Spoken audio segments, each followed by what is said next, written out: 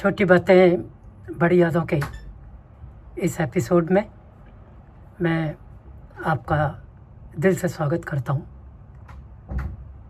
बहुत सारी बातें हमने की हैं पिछले कुछ,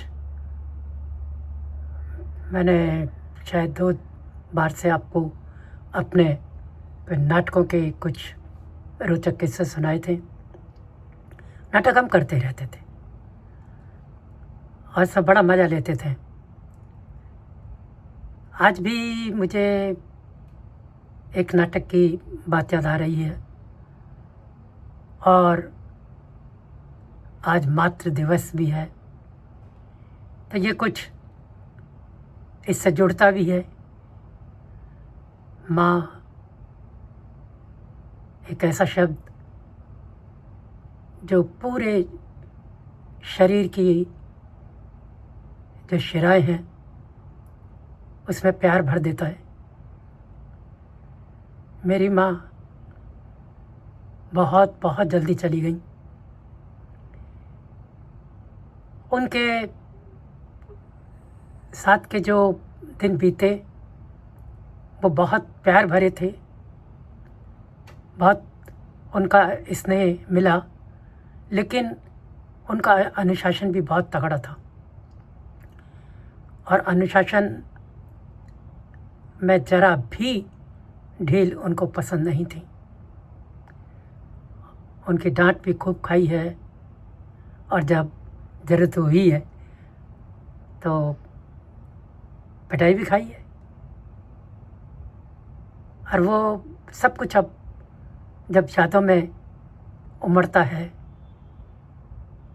तो वो उनके स्नेह के साथ ही उमड़ता है। मैं जो आपको आज बात बताने जा रहा हूँ, मैंने आपको बताया कि वो नाटक से और माँ दोनों से जुड़ी है। मुझे याद है कि हम एक नाटक खेल रहे थे और शाम को, जैसा कि हम अक्सर शाम को अपने घर में वो नाटक खेलते थे, उसकी तैयारी 2-3 दिन पहले से कर लेते थे। हम ही लोग थे, आपस में दोस्त, घर के बच्चे मिल कर के ही वो काम करते थे। लेकिन आपको सच बताऊं, आज मैं सोचता हूं तो वो इतने अच्छे होते थे कि मुझे विश्वास नहीं होता है कि हम उस उम्र में वैसे नाटक खेलते थे। और यही कारण था कि जो हमारे बड़े लोग थे उनका बहुत हमको सपोर्ट मिलता था, उनका प्यार मिलता था और वो भी आश्चर्यचकित होते थे कि हम इस तरीके के काम कर रहे हैं।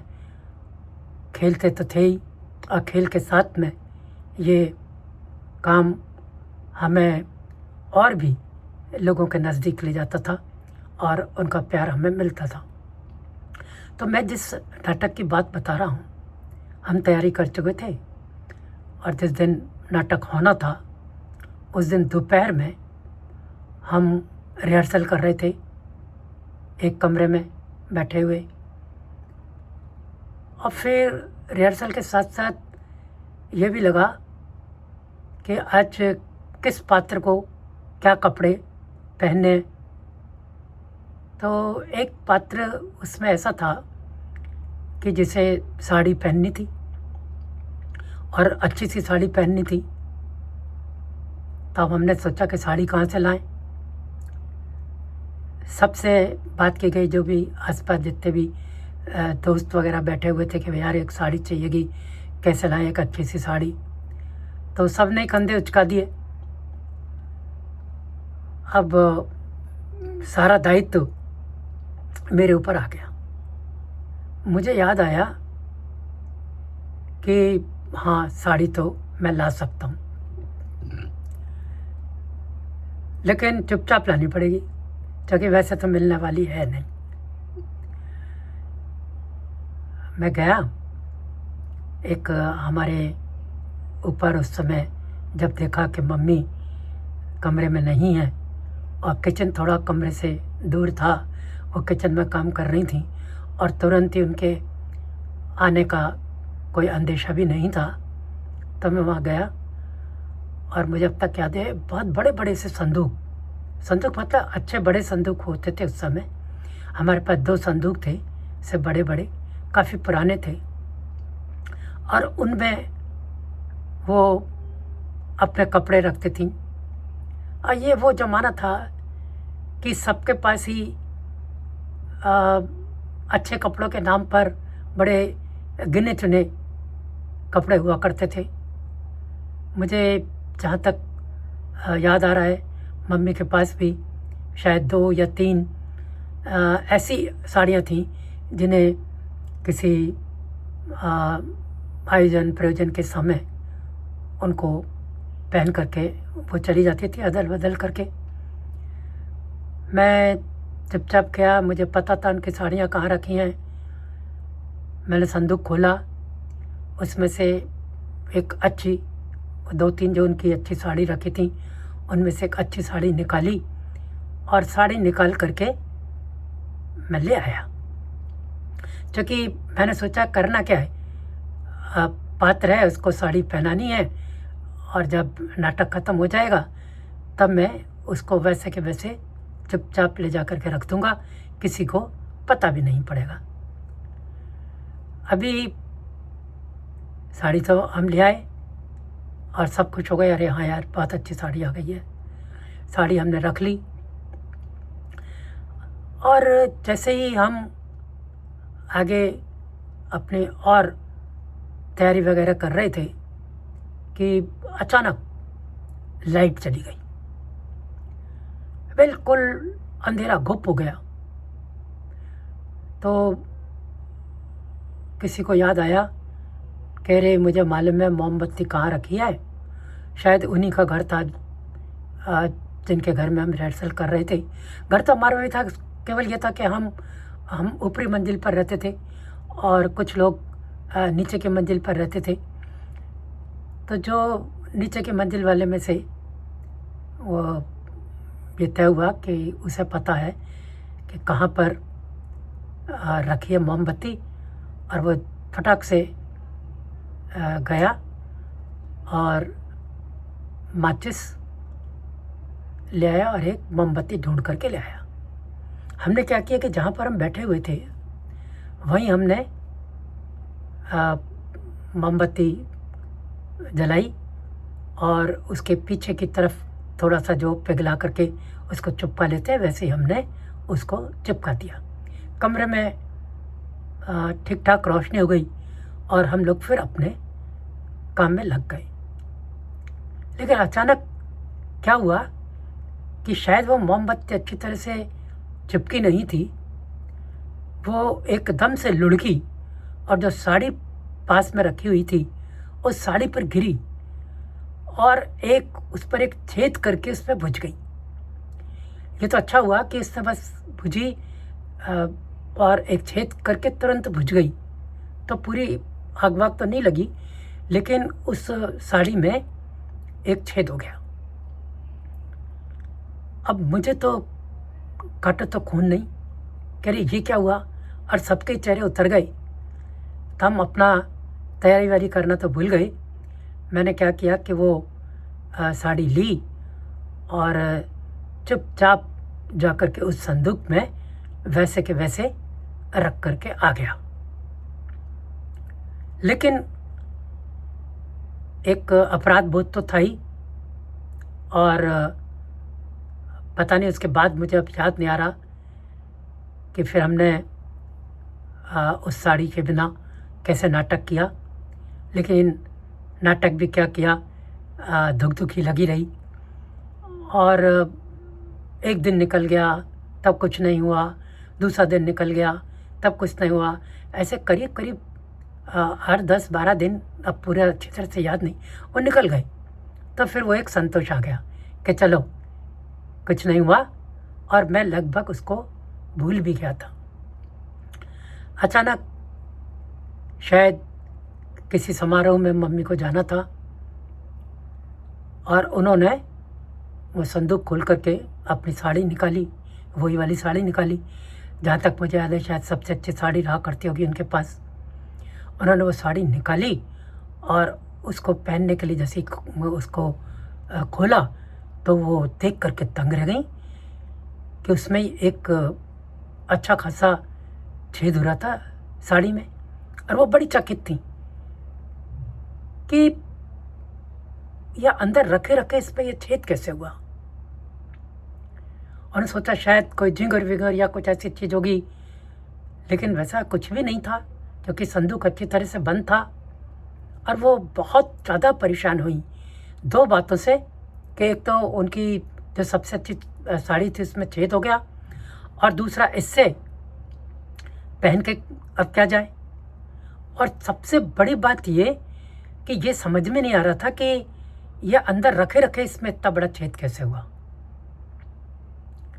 अब वो बहुत परेशान थी और मैं चुपचाप वहाँ बैठा हुआ था, लेकिन सोच रहा था कि यहाँ से भाग जाऊँ, लेकिन ये लगा कि भागूंगा तो शायद इनको शक हो जाएगा, इसलिए मैं वहीं बना रहा। मेरी एक छोटी बहन थी, 3 बहनों में बीच की बहन, अब नहीं है वो